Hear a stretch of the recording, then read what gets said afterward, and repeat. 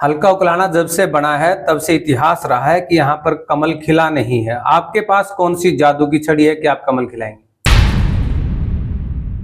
उकलाना में विकास डूबा पड़ा है। लोगों को आशा जो थी वो निराशा में बदल चुकी है। उसके बाद एक बहादुर सिंह सहारा नजर आ रहे हैं, तो कहां तक लेकर के जाएंगे बाजी? सत्ता को हथियाने के लिए अनेक प्रकार की घोषणाएं का एक दिखावा, ताकि जनता हमारी तरफ आए, और ये सिर्फ वो मुख्यमंत्री बनने का उनका प्रयास है। इसलिए अनेक प्रकार की घोषणाएं करना एक अलग बात है। दुर्भाग्य से हमारे जो सहयोगी थे सरकार में, यहाँ से मंत्री भी थे, उन्होंने उकलाना विकास पर ध्यान न देकर खुद के विकास पर अधिक ध्यान दिया है। इसलिए उकलाना में कहीं ना कहीं थोड़ी बहुत विकास की कमी रही है। जिला अध्यक्ष बदल दिया आपने, ऐसा क्यों? ये तो देखो जी, बदला जाते हैं, ये तो एक परंपरा है भारतीय जनता पार्टी की। एक बदला तो दूसरा आ गया। परंपरा है या बताना नहीं चाहते? दीपेंद्र हुड्डा कांग्रेस की यात्रा लेकर के आ रहे हैं, बीजेपी से हिसाब मांग रहे हैं, देते क्यों नहीं उनको? आपने क्या किया? गठबंधन 4.5 साल बाखूबी चलाया, गाड़ियां घूम रही थी, लेकिन गठबंधन तोड़ने के बाद आपने पूर्व मंत्री को गायब ही कर दिया, नजर ही नहीं आते। आप सैनी साहब को ले आए, नायब सरकार लेकर के आए। जी जी। उसको देखते हुए जो अब बैटिंग चल रही है नायब सिंह सैनी की, 9 बॉल पर भी छक्का चौका, लगातार घोषणाएं। सीएम बदलने के बाद काफी डेंट निकालने की कोशिश कर रहे हैं, किसानों को लुभावने नारे दे करके, लुभावने वादे करके। अब 133 करोड़ रुपए का छोटा सा एक पैकेज माफ किया। ऐसा है क्या? अभी वो बीजेपी से हिसाब मांग रहे, और बीजेपी हुड्डा परिवार का हिसाब करने में तो नहीं जुटी कहीं? भाई से भाई तो नहीं बिठाना चाहते आप? देखिए, अगर वो मांग रहे तो जरूर भारतीय जनता पार्टी से जब मर्जी जनता भी ले सकती है, और वो भी अगर अपना हिसाब दे तो अच्छा रहेगा, ताकि जनता को भी पता लगे भाई किसके हिसाब में, किसकी बही में गड़बड़ है। नमस्कार, द मीडिया हाउस के पूरे हरियाणा में पसंदीदा कार्यक्रम चाय पे चर्चा में आपका स्वागत है।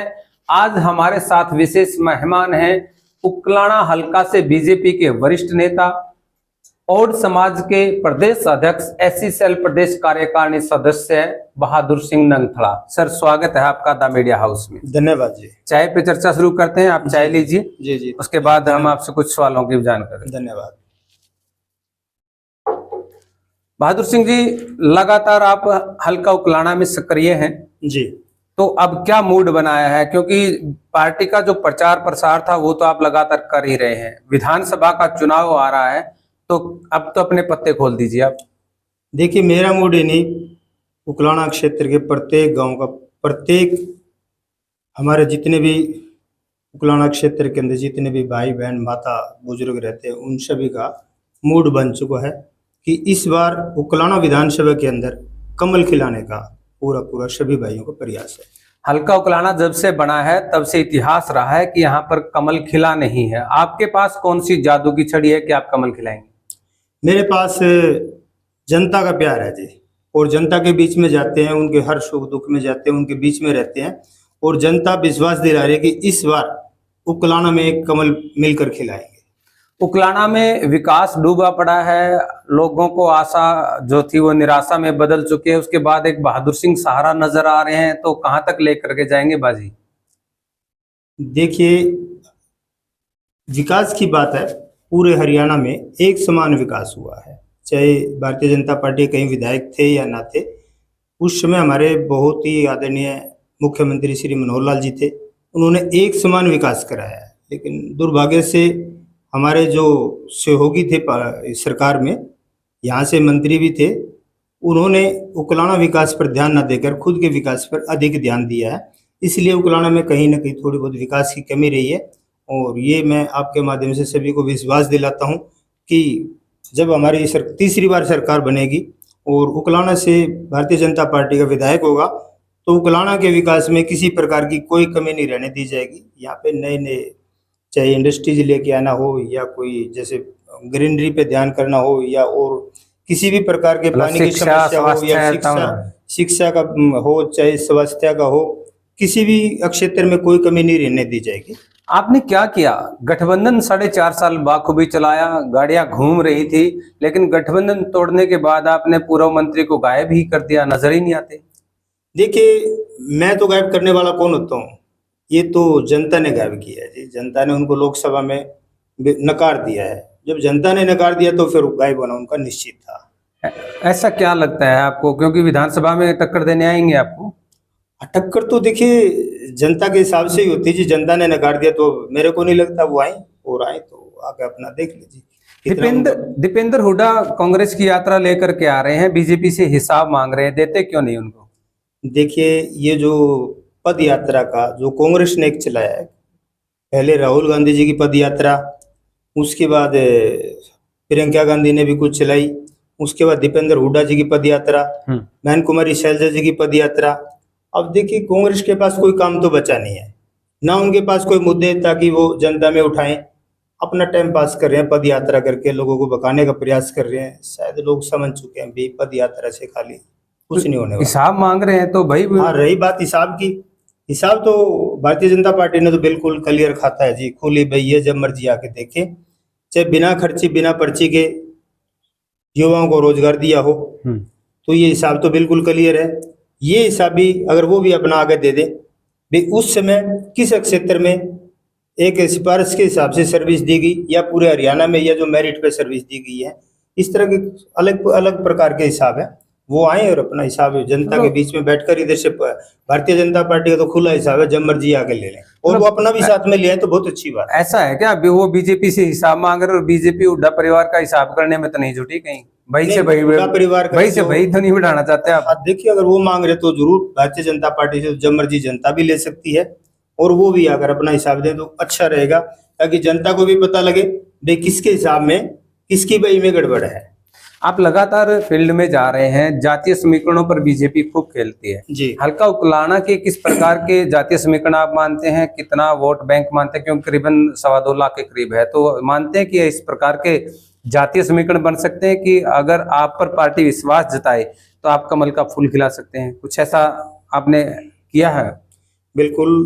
देखिए, अगर भारतीय जनता पार्टी विश्वास करेगी तो उनके विश्वास को कायम रखेंगे, और उकलाना में कमल का फूल अवश्य खिलेगा।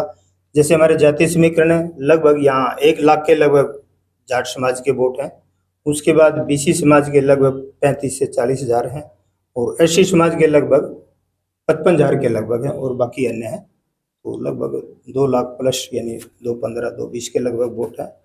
आपको ये आंकड़ा कहाँ तक सुटेबल बैठता है कि यहाँ पर एससी समाज के 3-4 उम्मीदवार, पिछली बार तो 18-20 हो चुके थे, उधर से आप चुनाव में अपनी किस्मत आजमाने की बात कर रहे हैं, तो इन आंकड़ों में कहाँ फिट बैठेंगे आप? क्योंकि उधर से वो तो 3-4 है, उस लड़ाई में कहाँ बीजेपी कैसे एनालिसिस करेगी इन चीजों का? बीजेपी एनालाइज, देखिए, जो हमारे एससी समाज है वो भी अधिकतर भारतीय जनता पार्टी के साथ है, और बीसी समाज का जो लगभग 80 से 90% के लगभग बीसी समाज भी भारतीय जनता पार्टी के साथ है। और रही जाट समाज की बात, वो भी हमारे साथ भारी संख्या में, लोकसभा में भी उनका काफ़ी अच्छा समर्थन रहा, और सभी किसान भाइयों से ये अभी उम्मीद भी की जा रही है कि वो भी अब भारतीय जनता पार्टी से कोई नाराजगी नहीं है, वो भी भारतीय जनता पार्टी का। वैसे आपने सीएम बदलने के बाद काफी डेंट निकालने की कोशिश कर रहे हैं, किसानों को लुभावने नारे दे करके, लुभावने वादे करके, अब 133 करोड़ रुपए का छोटा सा एक पैकेज माफ किया आपने, लगता है इससे किसानों पे प्रभाव रहेगा? देखिए, लुभावने नहीं है, ये समय के हिसाब से जरूरत थी। 133 करोड़ 55 लाख 48 हजार रुपये का जो बकाया था किसान भाइयों का, वो माफ किया है, और जो ट्रांसफार्मर जो पहले जल जाते थे या खराब हो जाते थे, उसका किसान भाइयों के ऊपर खर्चा पड़ता था, वो भी सरकार ने फ्री कर दिया। अभी जो भी इस तरह के ट्रांसफार्मर के खर्चे होंगे वो भी सरकार बैन करेगी। और जो अभी बारिश ना होने की वजह से इंद्रदेव रुष्ट है, इसलिए उनकी इस चीज़ को, समस्या को भी देखते हुए प्रति एकड़ 2,000 रुपये देने का भी सरकार ने निर्णय लिया है। मैं इस निर्णय का भी स्वागत करता हूँ। कांग्रेस पार्टी की तरफ से भूपेंद्र सिंह हुड्डा जहां भी जाते हैं खुली घोषणाएं करते हैं कि सिलेंडर 500 रुपये में देंगे, 100 गज के प्लाट पर मकान बना करके देंगे, कर्जा माफ करेंगे, और भी विभिन्न प्रकार की घोषणाओं का अंबार लगा देते हैं। उनको आप घोषणाएं कर रहे हैं, उधर से आप उनको अमलीजामा पहनाने की कोशिश कर रहे हैं, कहाँ टाइए बिठाएंगे इन चीजों का, जनता देखिए- किसकी मानेगी? देखिए, भारतीय जनता पार्टी तो काम कर रही है, जो जनता के बीच में अभी दिखाई भी दे रहा है।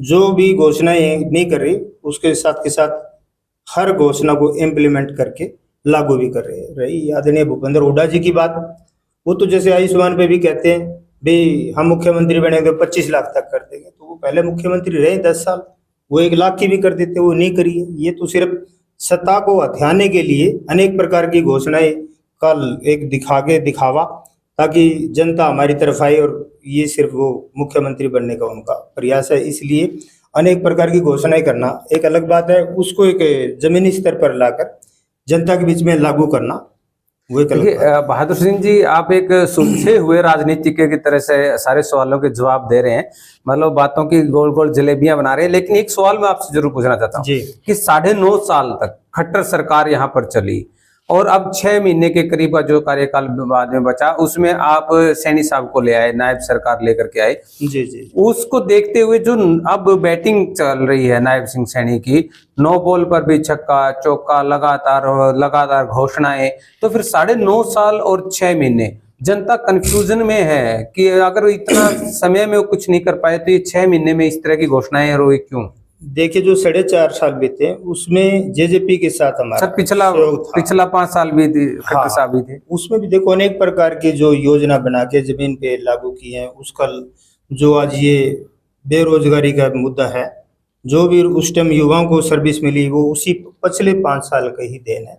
उस टाइम में नीतियां बनाई जो जिसका लाभ आज हमें मिल रहा है। तो ये 4.5 साल अगर गठबंधन की मनोहर लाल बात जी है। नीतियां नहीं बनाते तो शायद आज युवाओं को या जो भी गरीब इंसान है, जैसे अन्न के जो भी लास्ट छोर पर बैठा है, उनको चाहे अन्न की बात लगा लो या उज्ज्वला योजना की बात लगा लो, आयुष्मान योजना, ये सब उस पिछली सरकार के टाइम में योजना बनाई थी, जो आज जमीन पर पूरी तरह से लागू हो चुकी है और जनता को उसका पूरा लाभ मिल रहा है। तो गठबंधन की कुछ आप बता रहे थे 4.5 साल। हाँ, गठबंधन की बता रहे थे। देखिए, जब गठबंधन होता है तो उसमें सरकार तो पूरा काम करना चाह रही थी, लेकिन कहीं ना कहीं सहयोगियों की भी मानकर उस काम को पूरा करने में थोड़ी सी दिक्कत प्रेशर था होती है। सहयोगियों का कुछ? नहीं, प्रेशर कुछ नहीं था, लेकिन फर्क तो होता ही है। एक तो मान लो खुद पूरी सरकार खुद की हो, एक थोड़ा सा सहारा लेके चलाए, तो उसका फर्क तो इस बार पूरी बनाने का मूड है क्या? कोई फार्मूला लेकर के आए? बिल्कुल जी, बिल्कुल बिल्कुल। जनता का प्यार है और जनता अवश्य बनाएगी।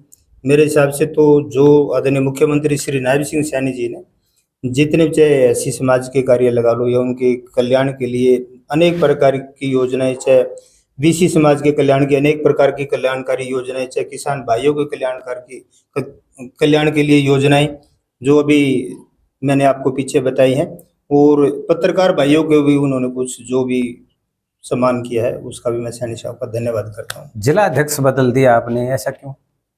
ये तो देखो जी, बदला जाते हैं, ये तो एक परंपरा है भारतीय जनता पार्टी की, एक बदला तो दूसरा आ गया। परंपरा है या बताना नहीं चाहते? ना ना, ऐसी कोई बात नहीं है। देखो, पीछे जब श्रीमती आशा खेदर जी बनाई थी तो भी पिछले को बदला था, जब ये आए थे अब इनको बदल दिया गया। लोकसभा में रिपोर्ट अच्छी नहीं गई, खुद यहाँ आपके जो प्रत्याशी थे उन्होंने खुल्लम खुल्ला बयान दिए कि मैं इन लोगों की शिकायतें करूंगा, सरसा से लेकर के हिसार तक कई नहीं, ऐसा कुछ नहीं है। सभी ने पूरा अपना सहयोग देकर लोकसभा में पूरा जोर लगाया। चलो, कहीं थोड़ी बहुत कमी रहेगी वो। ऐसा है बहादुर सिंह जी, आप आज उकलाना पे तो जरूर पत्ते खोल रहे हैं, लेकिन कुछ सियासी पत्ते हैं जो आज भी छुपाए हुए हैं। लेकिन उकलाना में इस बार आप कमल खिलाने का दावा कर रहे हैं, और देखते हैं कि आपको पार्टी कितना विश्वास जताती है। कोई अपने साथियों से आप अपील करना चाहते हैं तो हमारे माध्यम से जरूर कीजिए।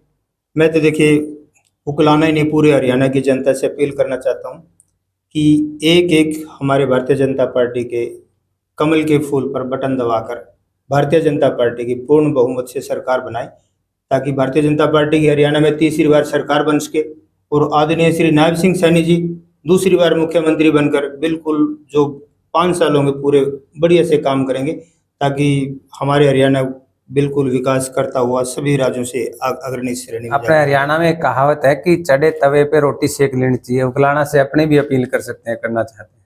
बिल्कुल बिल्कुल जी, मैं सभी जनता से भी अपील करता हूं कि मैं बिल्कुल दिन रात मेहनत करता हूं, और भारतीय जनता पार्टी मेरे पे विश्वास जताएगी तो मैं 100% आप सभी के बीच में रहकर पूरा काम करूंगा। जी, ये थे हमारे साथ बहादुर सिंह नंगथड़ा। हल्का उकलाने से लगातार प्रयासरत हैं, पार्टी की सेवा कर रहे हैं। ये तो पार्टी को देखना है कि इन पर कितना विश्वास जताती है, लेकिन हल्के में आज इनका काफी बोलबाला है। आज इन्होंने चाय पे चर्चा में बहुत सारी बातों में इशारे भी किए हैं और बहुत सारे राज खोले हैं। चाहे वो जेजेपी से यहाँ से पूर्व विधायक और पूर्व में मंत्री रहे अनूप धानक हो या फिर नरेश सेलवाल हो या कांग्रेस की टीम हो, उस प्रकार से इन्होंने अनेक बातें इशारों में साफ कर दी हैं और साफ ये भी कर दिया है कि अगर पार्टी इनको मौका देती है तो ये उकलाना की सेवा करेंगे और पहली बार उकलाना में कमल का फूल खिलाएंगे। ये तो देखते हैं कि किस प्रकार के समीकरण 2024 में बैठते हैं। लेकिन हम फिर चाय पे चर्चा में किसी साथी के साथ आपसे मुलाकात करेंगे। तब तक दीजिए इजाजत। नमस्कार।